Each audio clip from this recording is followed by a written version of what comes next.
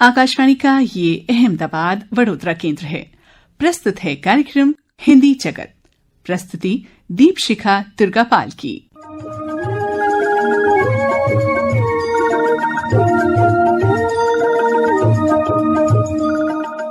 हिंदी जगत कार्यक्रम में आप सभी श्रोताओं का बहुत बहुत स्वागत है। मैं हूं आपकी दोस्त मधु और मेरे साथ आज हैं प्रियंका।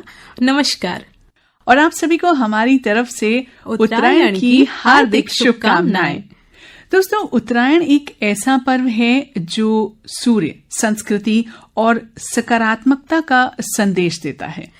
जी मधु, सही कह रही हैं आप। साथ ही ये पर्व प्रतीक है सूर्य के मकर राशि में प्रवेश का, यानी सूर्य का उत्तर की ओर गमन।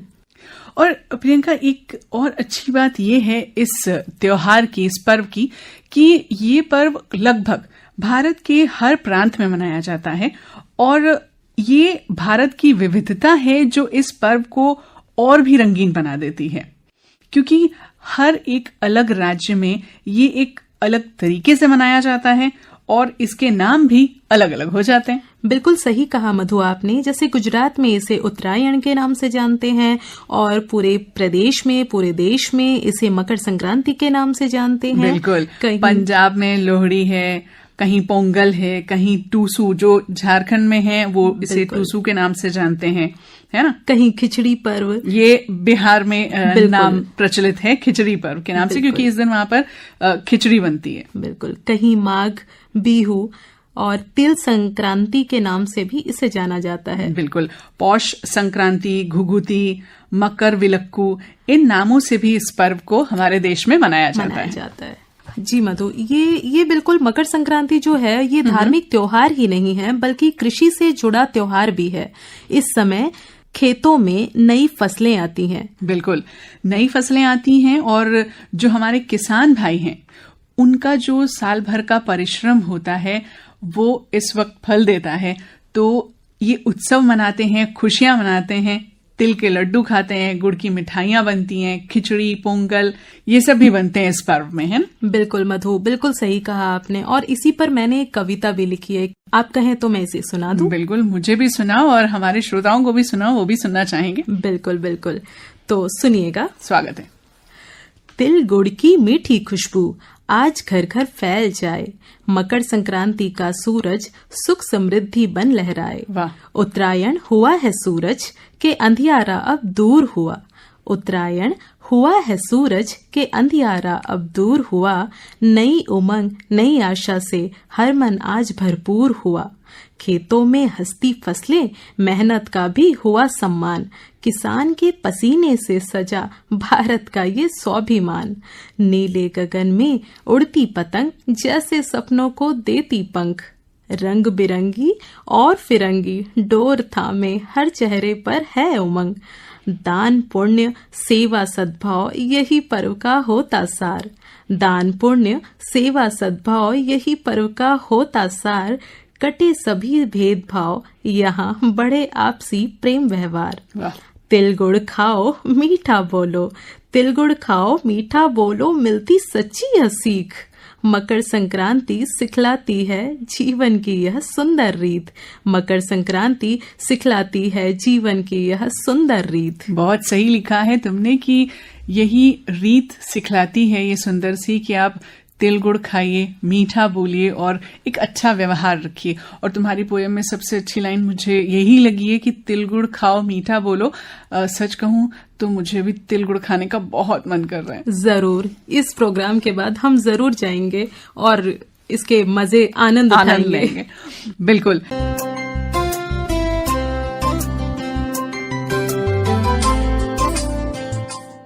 प्रियंका, इस कहानी में जो बताया गया कि जीवन में दुख और सुख जो है वो आंख मिचोली खेलते ही रहते हैं, है ना। हाँ, कभी धूप, कभी छांव, कभी सुख, कभी दुख, ये तो चलता रहता है। पर जरूरत है हर हाल में, हर पल में मुस्कुराने की। बात तो तुम सही कह रही हो कि हर पल मुस्कुराने की जरूरत है, पर कभी कभी कुछ ऐसी परिस्थितियां भी हो जाती हैं जिसमें मुस्कुराना मुश्किल हो जाता है।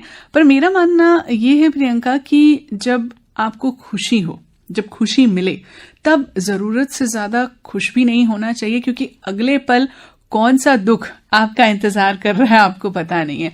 और दुख में भी इतना दुखी होने की जरूरत नहीं है, क्योंकि जो होना है वो तो होकर ही रहेगा।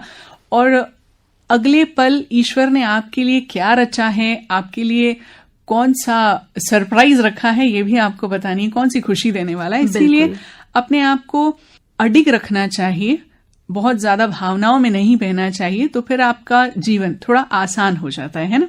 और प्रियंका, कभी कभी क्या होता है ना कि किसी की जो खुशी होती है उसके पीछे का जो कारण होता है वो किसी और का गम होता है। कभी सोचा है तुमने?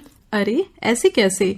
किसी के दुख से कोई खुश कैसे हो सकता है? हो सकता है। मुझे भी ये बात पहले तो नहीं समझ में आई थी, पर अभी कुछ दिनों पहले, कहूं तो पिछले साल ही ये चीज समझ में आई। मेरी तबीयत खराब थी और मैं खिड़की पर खड़े होकर लोगों को पतंग उड़ाते हुए देख रही थी। तो कुछ पंक्तियों द्वारा मैं तुम्हें समझाना चाहूंगी, शायद तुम समझ पाओ। बिल्कुल। गगन को छूती रंग बिरंगी पतंग की डोर जब कटी, गगन को छूती रंग बिरंगी पतंग की डोर जब कटी, मुरझाया चेहरा मेरा उनके होठों पर हंसी टिकी। जिसने काटी वो भी हंसा, जिसने काटी वो भी हंसा, जिसने लूटी वो भी चहका।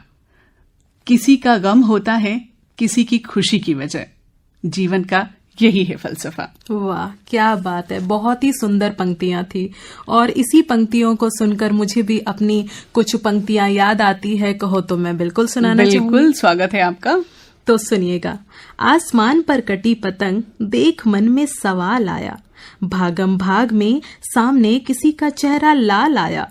क्रोध से भरमाया कोई, कोई खुशी से हुआ गुलाबी। क्रोध से भरमाया कोई, कोई खुशी से हुआ गुलाबी।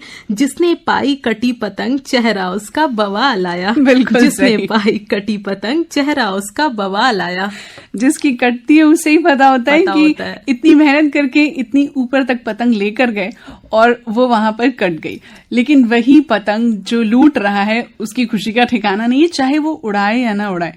तुम्हें याद है बचपन में पतंग उड़ाते तो नहीं थे, पर जब पतंग लूट कर लाते थे तो उनको गिनकर ही एक अजीब सी खुशी मिलती थी कि वहां आज इतनी पतंगे मिली हैं हमें। सही बात है, उसका एक अलग ही आनंद होता है। बिल्कुल।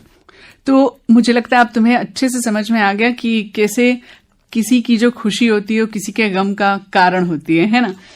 सही बात है, बिल्कुल। अब तो मुझे अच्छी तरह से समझ में आ चुका है। और दोस्तों, कभी हाथों से छूटती है, कभी हाथ में आ जाती है। पतंग की डोर की तरह ही जीवन की डोर भी होती है। कभी इसे हमें ढील देकर रहना पड़ता है और कभी खींच कर रखना पड़ता है ताकि जिंदगी आराम से चलती रहे।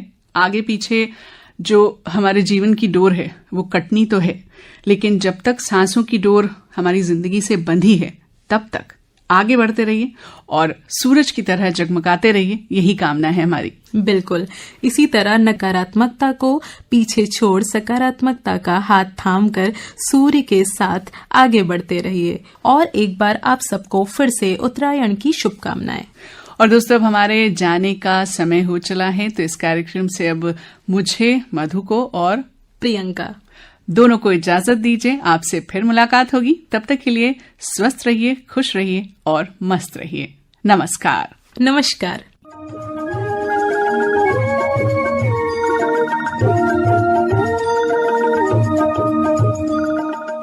हिंदी जगत कार्यक्रम का प्रसारण आकाशवाणी के अहमदाबाद वडोदरा केंद्र से किया गया। प्रस्तुति दीप शिखा दुर्गापाल।